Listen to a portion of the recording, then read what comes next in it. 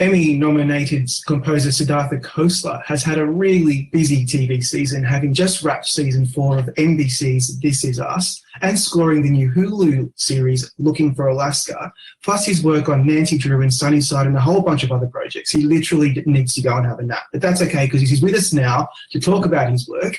I'm Rob Licuria, senior editor here at Cult Derby. Siddhartha, first of all, last year you were nominated for an Emmy for your first one in really amazing company for Best Original Dramatic Score. Now, I know I was super excited to see your name in that list, but I want to talk about you and how you felt on that morning when you were nominated. Well, in typical This Is Us fashion, I cried. So it was really surprising. It was really special. I was not expecting it. I've been working on the show for 3 seasons now at that point, and I never really pay attention to the award stuff as much. I'm just so excited that I get to do what I love to do, and I get to make music that I believe in, and I'm proud of the work, and it was really cool. I called my wife and I called my mom. Those are my first 2 calls, and it was really, really, I'll never forget that morning. It was really special. And then what about the day of the Emmys? I was there that time, and actually you're probably at the Creative Arts, so that was a couple of weeks or a week earlier. Was that an exciting time to be kind of tuxed and with your wife was probably wearing a nice dress? Like, talk about the night. Well, yeah, it was really cool. Like my wife's parents were here that weekend, and Amy's my wife. She and I got dressed up. I felt like we were leaving for the prom or something because her parents were taking pictures of us as we were leaving. As we came down the stairs, they were waiting at the bottom of the stairs taking pictures. It was literally like we were going to the prom. It was pretty surreal, It was especially last year too. I just felt like I was just the people that I was nominated with. I was such fans of everyone's work. I went in knowing that there was no way that I was going to win. I was like, it was just being there was enough of a win for me, and having my peers recognize the work was really special. And also for it to be this broadcast television show that got recognized for score, which it doesn't seem to always be the case. And so it was really nice that that people were paying attention and they noticed that I had done something, at least in my mind, that was original and different, and that I really believed in. So that was cool. And then we got into we had a car pick us up. We went to the Emmys, and I wish I was a little bit more drunk during the ceremony, but I wasn't. And it was great. I mean, the funniest thing that happened was I feel embarrassed admitting it, but I will anyway. But I kind of written a few people to thank in the 1% chance I actually won, right? And so I had this card in my pocket, and I was touching it the whole time, and I was on the end of this aisle, and when they went to announce the winner of my category for best score, I reached in my pocket and I realized that my card had disappeared, and they called out Ramin Djawadi, who scored Game of Thrones, who I assumed would have won anyway. And so as they call his name, I realized that cue card is in the middle of the aisle. And so I looked down, and as he's being called, I had my foot in the middle of the aisle, pulling it back and slowly reaching down and popping it in my pocket, embarrassed. And that's how it ended for me. But we had a great time.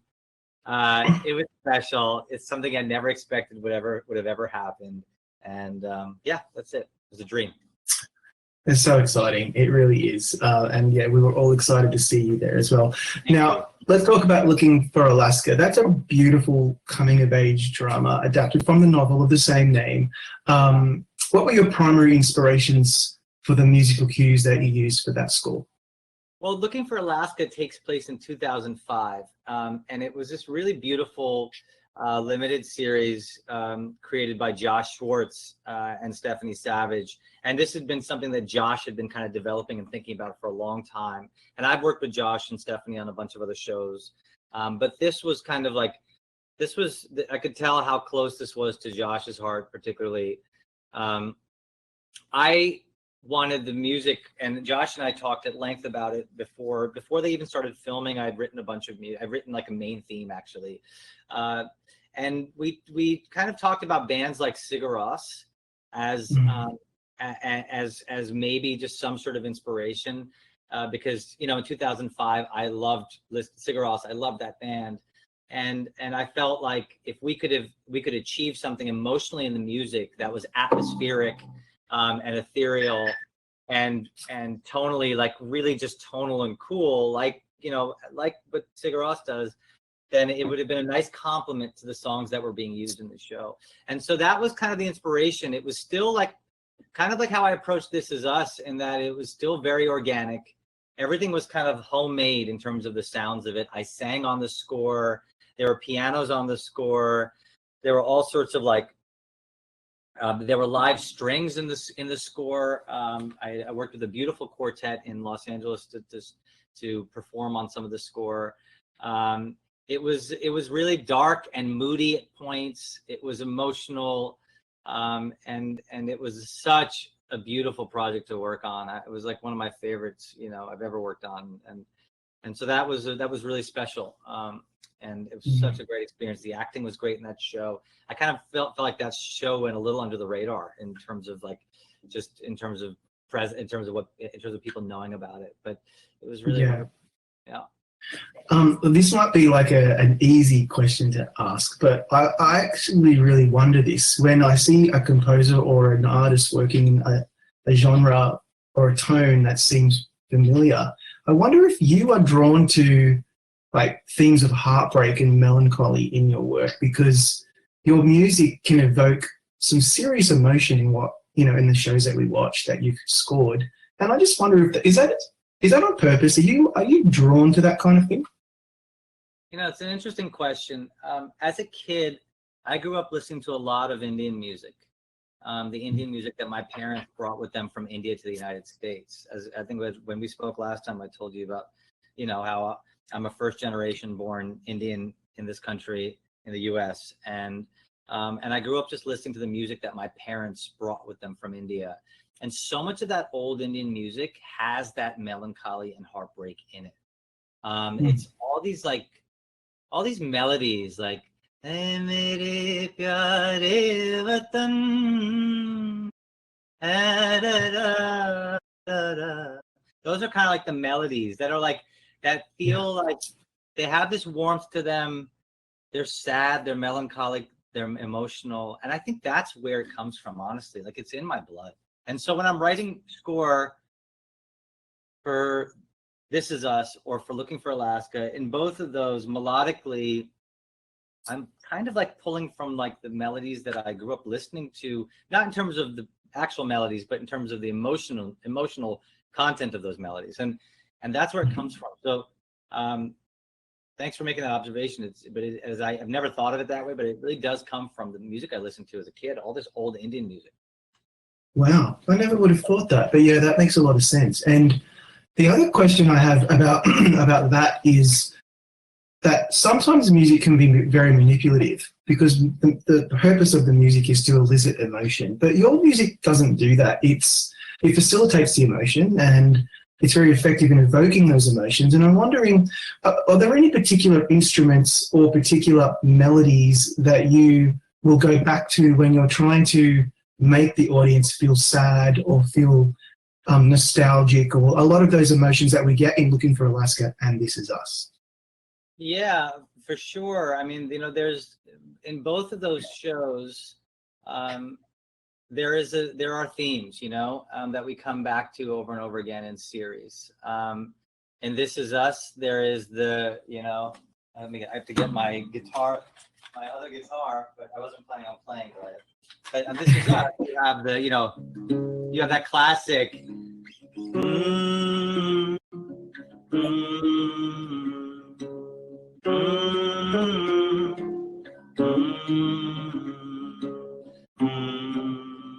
Right, so that's like the Jack theme, and that's something that's come back. You've heard that now for 4 seasons in different variations. So that is definitely like those 4 notes, da da da da, are kind of like the the backbone of the score of the show for This Is Us. And yes, it's like every time I go to those 4 notes, like I just feel like my people are texting me or on Twitter they're tagging me, be like, oh, here it is again, here it is again. It's like doing it to me, and because it kind of subtly brings you back to our the patriarch of our family, and so yes, it's all intentional. I like weaving in the themes because it does emotionally transport the audience. Yeah, and obviously when you've worked on a show for 4 seasons and more that are coming, you have to kind of try to give us something new or fresh. And is that challenging? Because I know that season 4 delved a lot more into the future than it ever did, which was interesting. Was that maybe one of the ways that you were able to bring something new? Yeah, I think the beauty of the show is This Is Us. I feel like every year the show keeps on reinventing itself, even though it keeps like the emotional center and the storytelling side of things consistent. I feel like it does reinvent itself a lot, and goes in places that you don't imagine it going into. Like the show has all these tentacles, right? Like now there are all these new characters that are extensions of other characters, and they all have a role in each other's lives.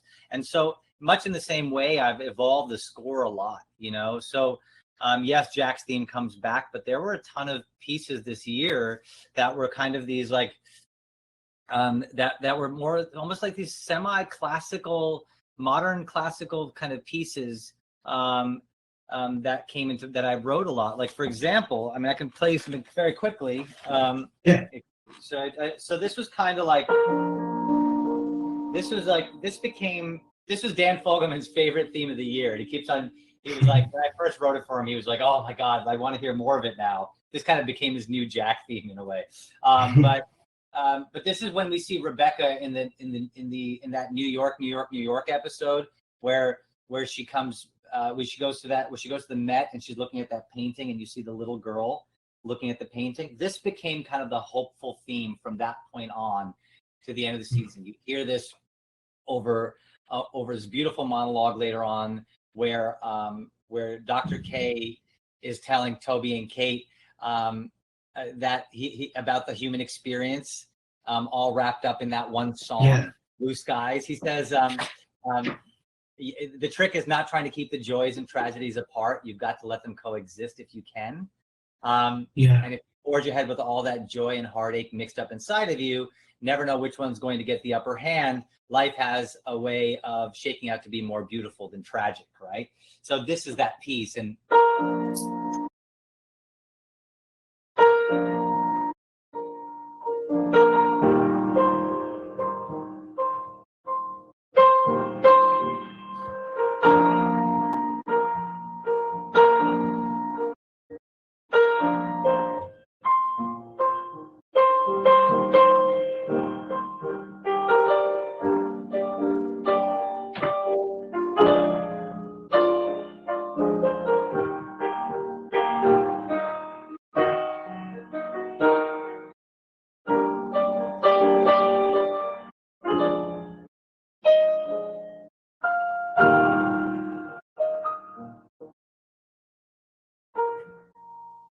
that was that piece.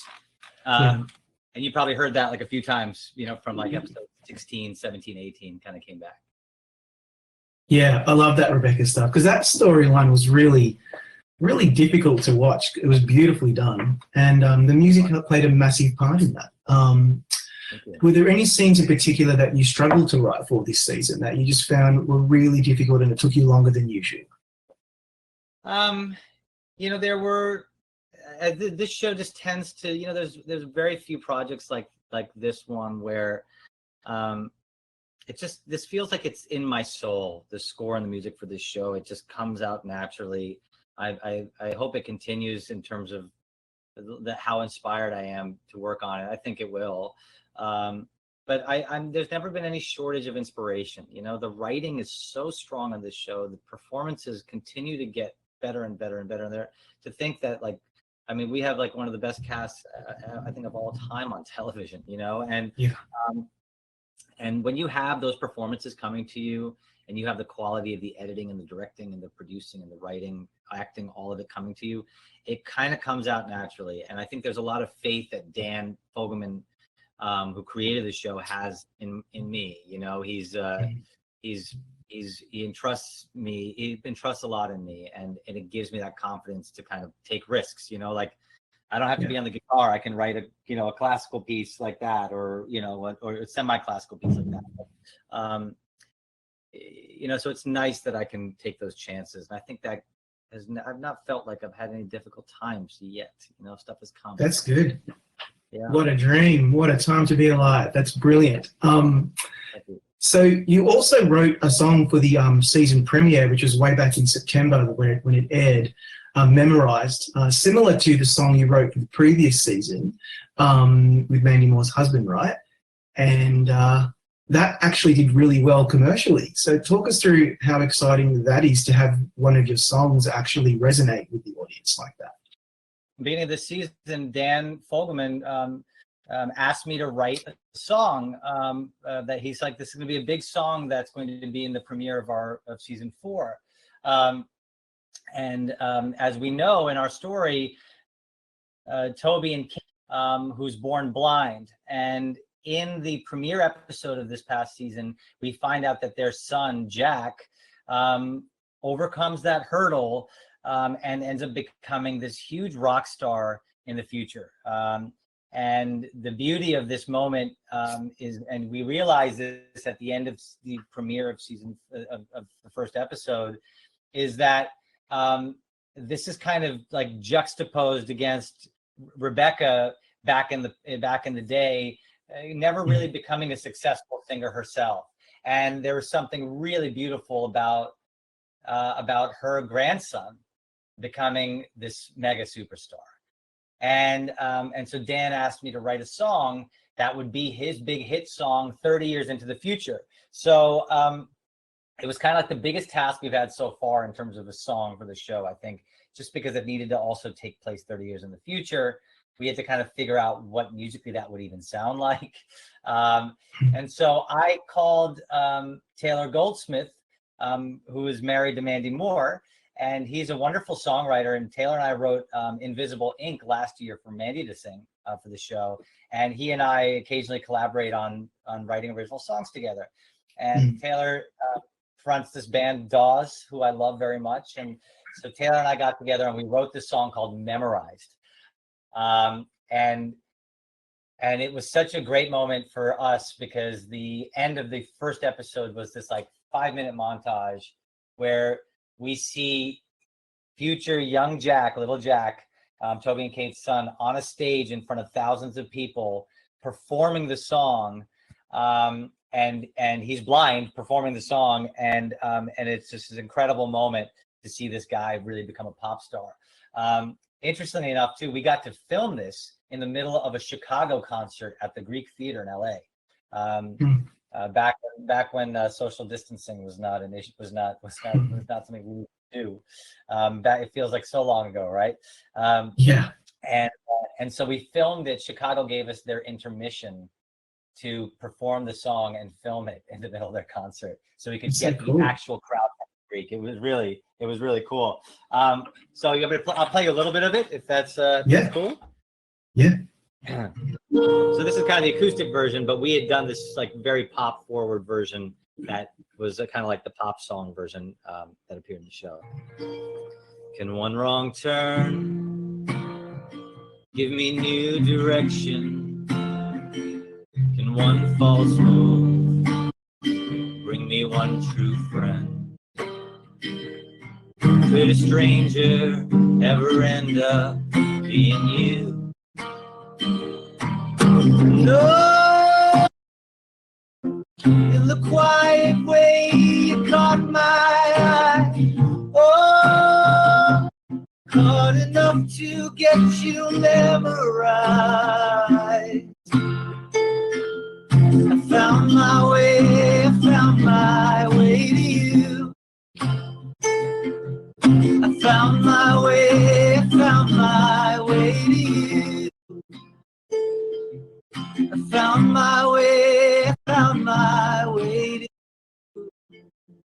a little snippet of it. Very cool. Thanks, man. Yeah, well, look, we'll see. Hopefully, we'll be able to say multiple Emmy nominee Siddhartha Khosla later on this year. You never know. But in the meantime, mate, I really appreciate your time today. And thank you so much for sharing your music with us. Because as you know, I listen to it all the time, and I'm sure a lot of people watching this do as well. So good luck this year, and we look forward to seeing more of your work on This Is Us. And of course, everybody watch Looking for Alaska as well, so you can listen to Siddhartha's ambient and beautiful emotional music from that too. Well, thanks, Rob, and I hope you and everyone out there stay safe. I know we're in a very strange time right now, and I'm thinking of everybody, and hopefully art can help us help keep us sane during this time. So hope you're staying safe, my friend. Thanks, mate. Now, everybody, while you're at home, go to goldderby.com, make your predictions, and click subscribe so you can watch all of our chats, because we've got hundreds of them with amazing artists just like Siddhartha. Thanks.